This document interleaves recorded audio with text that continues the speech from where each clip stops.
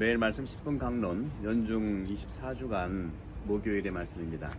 화창한 시드니 햇살을 함께 받으면서 복음 말씀 읽겠습니다. 루카복음 7장 36절에서 50절입니다. 그때 바리사이 가운데 어떤 이가 자기와 함께 음식을 먹자고 예수님을 초청하였다. 그리하여 예수님께서는 그 바리사이의 집에 들어가시어 식탁에 앉으셨다. 그 고을에 죄인인 여자가 하나 있었는데 예수님께서 바리사이의 집에서 음식을 잡수시고 계시다는 것을 알고 왔다. 그 여자는 향유가 든 옥합을 들고서 예수님 뒤쪽 발치에 서서 울며 눈물로 그분의 발을 적시기 시작하더니 자기의 머리카락으로 닦고 나서 그 발에 입을 맞추고 향유를 부어 발랐다. 예수님을 초대한 바리사이가 그것을 보고 저 사람이 예언자라면 자기에게 손을 대는 여자가 누구이며 어떤 사람인지 곧 죄인인 줄 알할 터인데 하고 속으로 말하였다. 그때 예수님께서 말씀하셨다. 시몬아, 너에게 할 말이 있다. 시몬, 스승님 말씀하십시오 하였다. 시몬이 어떤 채권자에게 채무자가 둘 있었다. 한 사람은 500데나리온을 빚지고 다른 사람은 50데나리온을 빚졌다. 둘 다 갚을 길이 없으므로 채권자는 그들에게 빚을 탕감해 주었다. 그러면 그들 가운데 누가 그 채권자를 더 사랑하겠느냐? 시몬이 더 많이 탕감받은 사람이라고 생각합니다 하고 대답하자 예수님께서 옳게 판단하였다 하고 말씀하셨다. 그리고 그 여자를 돌아보시며 시몬에게 이르셨다. 이 여자를 보아라. 내가 네 집에 들어왔을 때 너는 나에게 발을 씻을 물도 주지 않았다. 그러나 이 여자는 눈물로 내 발을 적시고 자기의 머리카락으로 닦아주었다. 너는 나에게 입을 맞추지 않았지만 이 여자는 내가 들어왔을 때부터 줄곧 내 발에 입을 맞추었다. 너는 내 머리에 기름을 발라주지 않았지만 그러나 이 여자는 내 발에 향유를 부어 발라주었다. 그러므로 내가 너에게 말한다. 이 여자는 그 많은 죄를 용서받았다. 그래서 큰 사랑을 드러낸 것이다. 그러나 적게 용서받은 사람은 적게 사랑한다. 그러고 나서 예수님께서는 그 여자에게 말씀하셨다. 너는 죄를 용서받았다.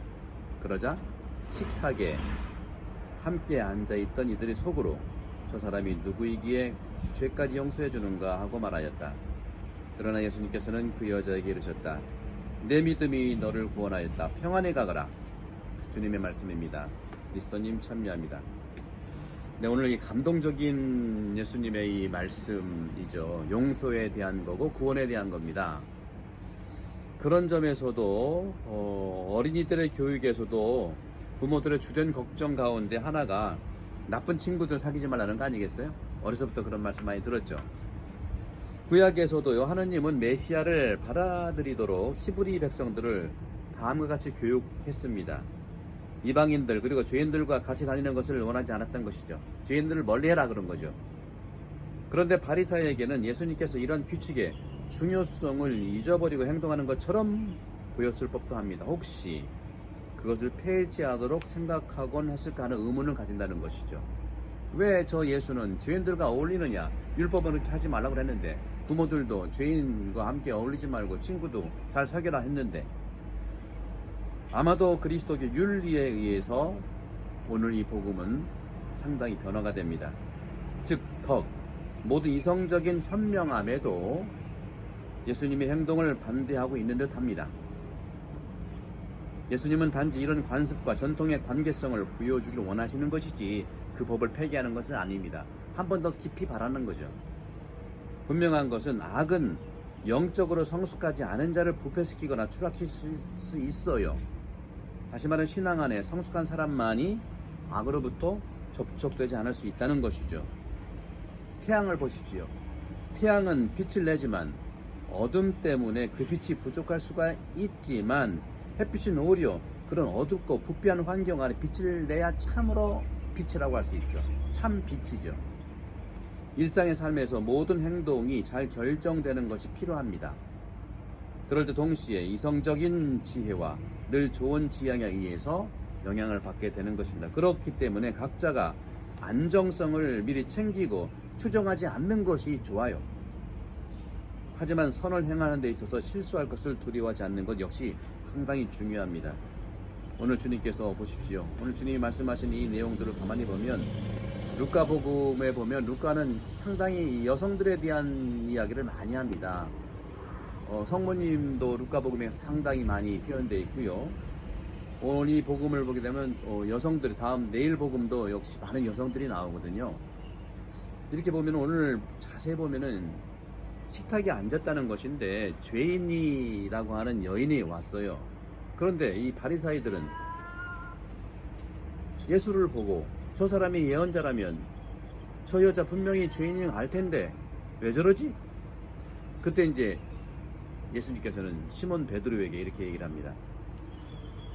너희 할 말이 있다 하면서 탕감에 대한 채권자 탕감에 대한 거죠. 500데나리온 빚진 사람과 50데나리온 빚진 사람이 있는데 다 탕감해 줬다면 그들 가운데 누가 채권자를 더 사랑하겠느냐?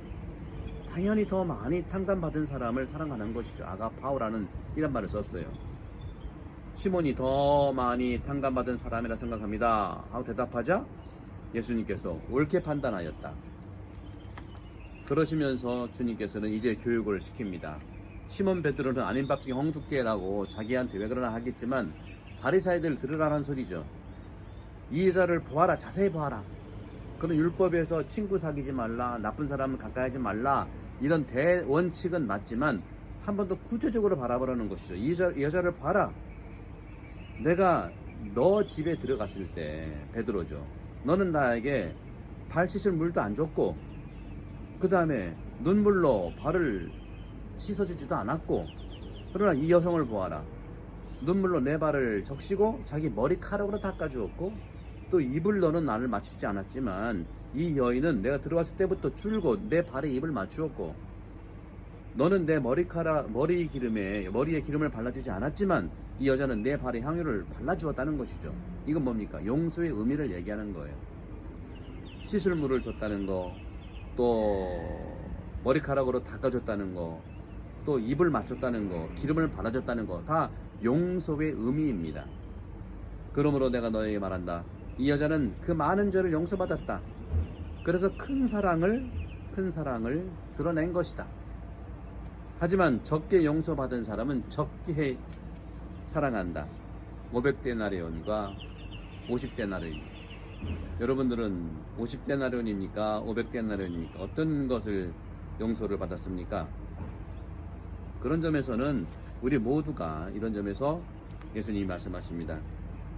너는 용서를 받았다.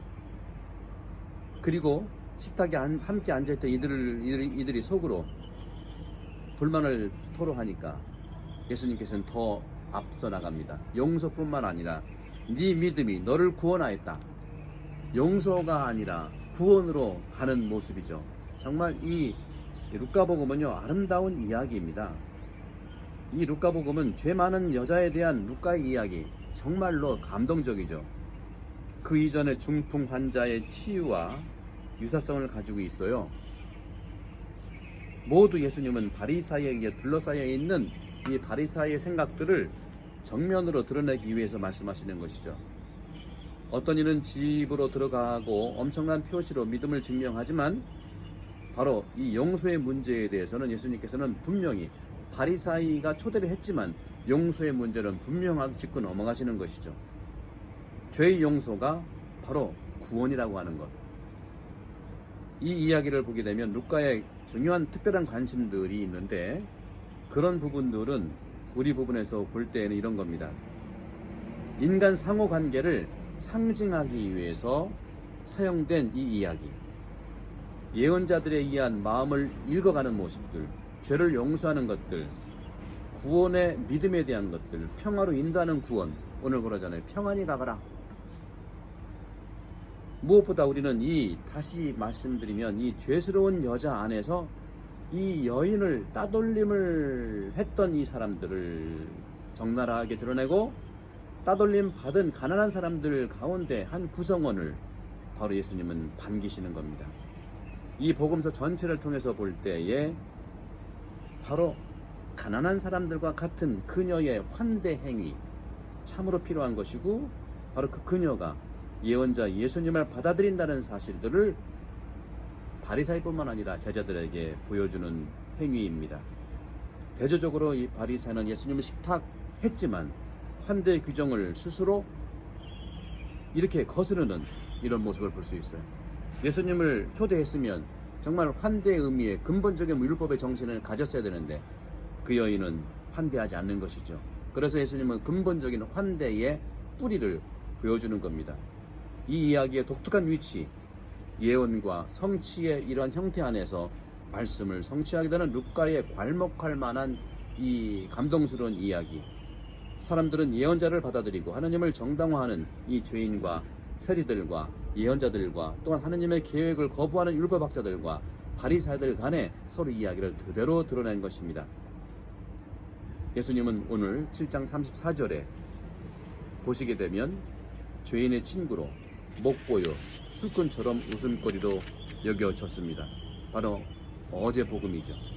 그런 점에서 우리는 이 죄인들의 친구요, 먹보여 술꾼처럼 웃음거리로 만들어진 예수님, 우리는 바로 예수님께서 식탁에서 먹고 그 죄인들과 어울리는 이 자신을 죄인을 친구로 여기는 이러한 결국 죄인을 받아들이는 예언자의 모습, 하지만 바리사이는 그들을 거부하는 모습, 이러한 이야기의 끝맺음은 결국 믿음이 구원한다는 모습을 보여주고 있습니다.